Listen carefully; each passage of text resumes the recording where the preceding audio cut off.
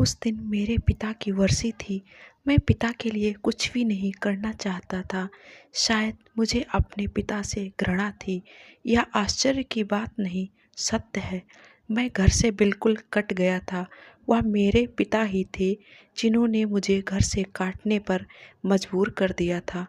नीरा से मेरा प्रेम विवाह हुआ था। मेरे बच्चे हुए, परंतु मैंने घर से उन अवसरों पर भी कोई संपर्क नहीं रखा। लेकिन मेरे पिता की पुण्यतिथि मनाने के लिए नीरा कुछ अधिक ही उत्साहित होकर सब कुछ कर रही थी।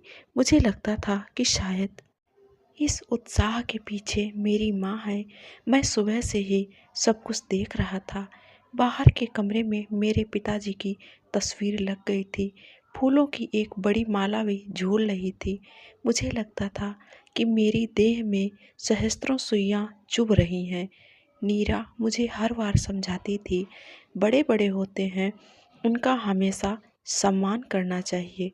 नीरा ने एक छोटा सा आयोजन कर रखा था, पंडित पुरोहितों का नहीं, स्वजन परिजनों का। सहसा मेरे कानों में नीरा का स्वर गूंजा, यह मेरी माँ है। मुझे कभी लगा ही नहीं कि मैं अपनी सास के साथ हूँ। बातें उड़ उड़कर मेरे कानों में पड़ रही थी। हंसी खुशी का कोलाहल गूंज रहा था। मैं माँ की सिकुड़ी सिमटी आकृति को देखता रहा। माँ कितनी सहजता से मेरी गृहस्थी में रच बस गई थी। मैं नीरा की इच्छा जाने बिना ही माँ को जबरन साथ ले आया था। साथ क्या ले आया था, मुझे लाना पड़ा था। दूसरा कोई विकल्प भी तो नहीं था। राजू व रमेश विदेश में बस गए थे। पिता की मृत्यु पर वे शोक संवेदनाएं भेजकर निश्चिंत हो गए थे। रीना, ईला और राधा आई थी। मैं श्राद्ध के दिन अकेले ही गांव पहुंचा था। नीरा नहीं आई थी। मैंने जोर भी नहीं दिया था। शायद मैं भी यही चाहता था। जब मेरे हृदय में मृत पिता के लिए स्नेह जैसी कोई चीज ही नहीं थी, तो नीरा के हृदय का उदासीनता समझी जा सकती थी। मेरी दोनों बेटियां माँ के पास रह गई थीं। परिवार के दूसरे बच्चे भी सच्चाई को पहचान गए थे। लोगों की देखा देखी जब वे बहुत छोटी थीं तो दादी दादा की बातें पूछा करती थी। मैं पता नहीं क्यों दादा दादी जैसे शब्दों के प्रति ही असहिष्णु हो गया था। दादी शब्द मेरे मानस पर दहशत से अधिक घृणा ही पैदा करता था। मेरे बचपन की एक दादी थी, किंतु कहानियों वाली, स्नेह देने वाली दादी नहीं, हुकूमत करने वाली दादी। मुझे ही नहीं, मेरी माँ को छोटी छोटी बात पर चिमटे से पीट देने वाली दादी। मैं अब नहीं समझ पाता हूँ मेरी माँ का क्या दोष था। मेरा घर मध्यम वर्गीय बिहारी घर था। सुबह होती कलह से, रात होती कलह से। मेरे पिता का कायरपन मुझे बचपन से ही उद्दंड बनाता गया। मेरी एक परित्यक्ता बुआ थी, अम्मा से भी बड़ी बुआ। हर मामले में हम लोगों से छोटी छोटी मानी जाती थी। खाने, पहनने, घूमने में उनका हिस्सा हम लोगों जैसा ही होता था, किंतु उनकी प्रतिस्पर्धा अम्मा से रहती थी। सौतन सी, वह हर चीज में अम्मा का अधिक से अधिक हिस्सा छीनने की कोशिश करती थी। बुआ दादी की सह पर कूदा करती थी।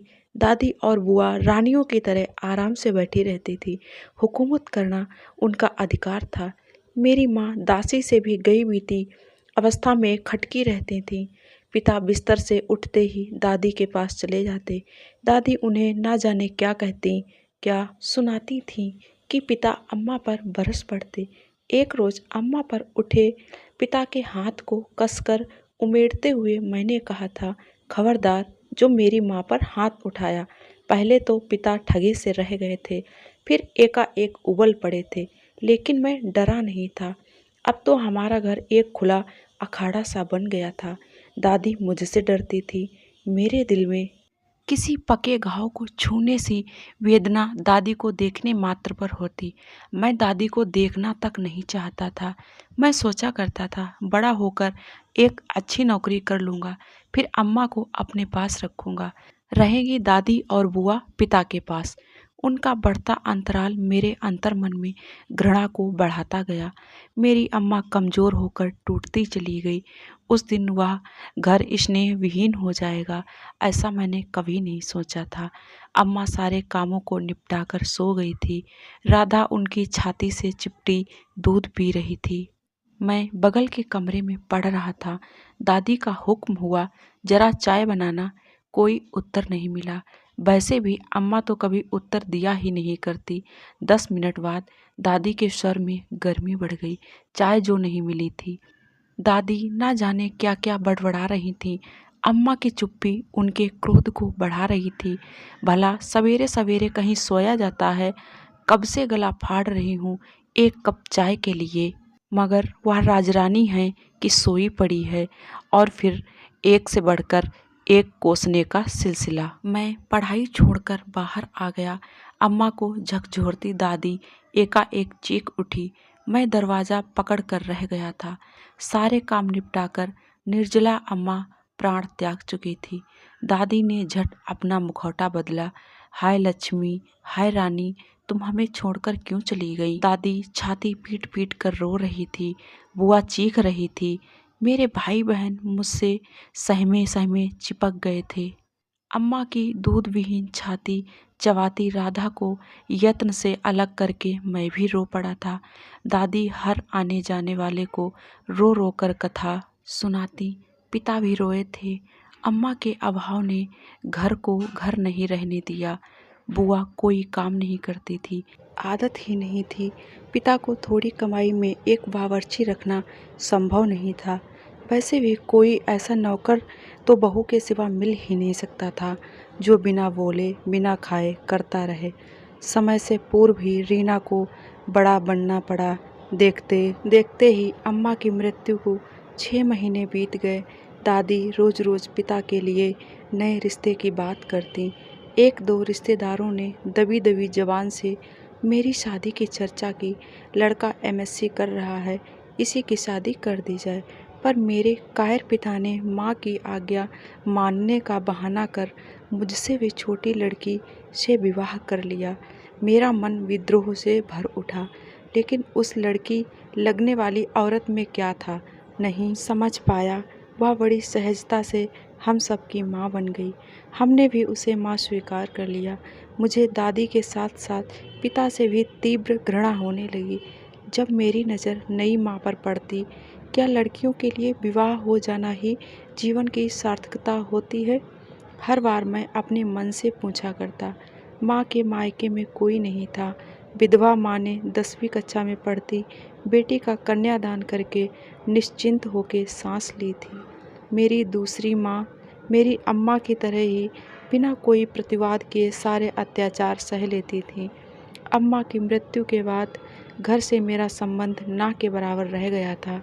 पहली बार नई माँ के अधर खुले जब रीना के ब्याह की बात उठी। वह अड़ गई। विवाह नहीं होता तो मत हो, लड़की पढ़ लिख कर नौकरी करेगी, ऐसे वैसे के गले नहीं मढ़ूंगी। पिता सिर पटक कर रह गए। दादी ने व्यंग वाड़ छोड़े, लेकिन माँ शांत रही। मैं योग्य आदमी से बेटी का विवाह करूंगी।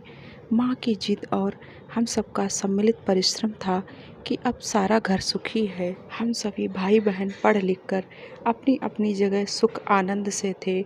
नई माँ ही थी वह सूत्र जिसने पिता के मरने के बाद मुझे गांव खींचा था। दादी मरी, बुआ मरी, पिता के बुलावे आए, पर मैं गांव नहीं आया। पता नहीं कैसी वितृष्णा से मन भर गया था। मैं अपने आप को रोक नहीं पाया था। पिता के श्राद्ध के दिन घर पहुंचा था। भरे घर में माँ एक कोने में सहमी सिकुड़ी रंग उड़ी तस्वीर जैसी बैठी थी। पूरे 10 साल बाद मैं गांव आया था। उन 10 सालों ने माँ से जाने क्या क्या छीन लिया था। पिताजी ने कुछ भी तो नहीं छोड़ा था उनके लिए। हर आदमी मुझे समझा रहा था, अपना तो कोई नहीं है, एक तुम ही हो। माँ की सहमी आंखें तनी मुद्रा मुझे आश्वस्त कर रही थी। मोहन, घबराओ नहीं, मुझे कुछ साल ही तो जीना है। मेहनत मजदूरी करके मैं जी लूँगी। सामिप्य में माँ की सारी निस्वार्थ सेवाएं याद दिलाईं। जन्म नहीं दिया तो क्या हुआ, स्नेह तो दिया था। भरपूर स्नेह की गरमाई जिसने छोटे से बड़ा करके हमें सुंदर घर बनाने में सहारा दिया था। पता नहीं किस झोंक में माँ के प्रतिवाद के बाद भी मैं उन्हें अपने साथ ले आया था। नीरा क्या समझेगी, क्या कहेगी, माँ से उसकी निभेगी या नहीं, यह सब सोचकर मन डर रहा था। कभी कभी अपनी भावुकता पर खींचा भी था। हालांकि विश्वास था कि मेरी माँ दादी नहीं हो सकती। अब 1 साल पूरा हो रहा था। माँ ने बड़ी कुशलता से नीरा ही नहीं मेरी बेटियों का भी मन जीत लिया था। शुरू में कुछ दिन अनकहे तनाव में बीते थे। माँ के आने से पहले ही आया जा चुकी थी, नई आया नहीं मिल रही थी। नौकरों का तो जैसे अकाल पड़ गया था। नीरा सुबह 9 बजे ऑफिस चली जाती और शाम को थकी हारी लौटती। अक्सर अत्यधिक थकान के कारण हम आपस में ठीक से बातचीत भी नहीं कर पाते। माँ क्या आई, एक स्नेहपूर्ण घर बन गया। बेचारी नीरा आया के नहीं रहने पर परेशान हो जाती थी। माँ ने नीरा का बोझ बांट लिया। माँ को काम करते देख नीरा लज्जित हो जाती। माँ घर का काम ही नहीं करती बल्कि नीरा के व्यक्तिगत काम भी कर देती थी। कभी साड़ी इस्त्री कर देती, कभी बटन टाँक देती। माँ, आप यह सब क्यों करती हैं? क्या हुआ बेटी, तुम भी तो सारा दिन खटकी रहती हो। मैं घर में खाली बैठी रहती हूँ, मेरा भी मन लग जाता है। कोई तुम पर एहसान थोड़ी करती हूँ, ये काम तो मेरे ही हैं। नीरा कृतज्ञ हो जाती। माँ, आप पहले क्यों नहीं आई? गले लिपटकर लाड़ से नीरा पूछती। माँ हंस देती। नीरा माँ का कम ख्याल नहीं रखती थी। वह बुनाई मशीन खरीद लाई। मेरे नाराज होने पर हंसकर बोली, माँ का मन भी लगेगा और उनमें आर्थिक निर्भरता भी आएगी। मैं अतीत की भूल भुलैया से वर्तमान में लौटता। नीरा का अंग अंग पुलक रहा था। वह माँ के स्नेह एवं सेवा तथा नीरा के आभिजात्य और समर्पित अनुराग का सौरभ था जो मेरे घर आंगन को महका रहा था। कैसे बहुओं की सास से नहीं पटती? क्या केवल सास ही बुरी होती हैं? लेकिन मेरी माँ जैसी सास बहुत कम होती हैं जो बहू की कठिनाइयों को समझती हैं, घावों पर मरहम लगाती है और लुटाती है निश्चल स्नेह। रात शुरू हो रही थी। नीरा थकी सी आराम कुर्सी पर बैठी थी, लेकिन आदत के अनुसार बातों का सूत काट रही थी। मेरी दोनों बिटियां दादी के देह पर झूल रही थीं। दादी जी, आज कौन सी कहानी सुनाओगी जो मेरी राज दुलारी कहेगी? मैंने माँ को देखा, कैसी शांत, निद्वंद व बच्चों की अनवरत बातों में मुस्कुराती ऊन की लच्छियाँ सुलझा रही थी। मुझे लग रहा था कि वह मेरी सौतेली नहीं, मेरी सगी माँ है। उम्र में बड़ा होकर भी मैं बौना होने लगा था। मैंने नीरा को माँ के सामने ही कुर्सी से उठा लिया। लो, संभालो अपनी इस राज दुलारी को, इसे भी कोई कहानी सुना दो। यह कब से मेरा सिर खा रही है। माँ, सिर में भेजा हो तब तो खाऊं ना। नीरा मुस्कुरा दी। माँ की दूध धुली खिलखिलाहट ने हमारा साथ दिया। देखते ही देखते हंसी के घुंघरुओं की झनकार से मेरा घर का आंगन गूंज उठा। दोस्तों, आज की मेरी कहानी आप लोगों को कैसी लगी, प्लीज़ मुझे कमेंट बॉक्स में कमेंट करके ज़रूर बताइए। और इसी तरीके की और कहानियों को सुनने के लिए मेरे चैनल को सब्सक्राइब करना बिल्कुल ना भूलें और इस वीडियो को ज़्यादा से ज़्यादा अपने दोस्तों में शेयर कर दें। Thank you.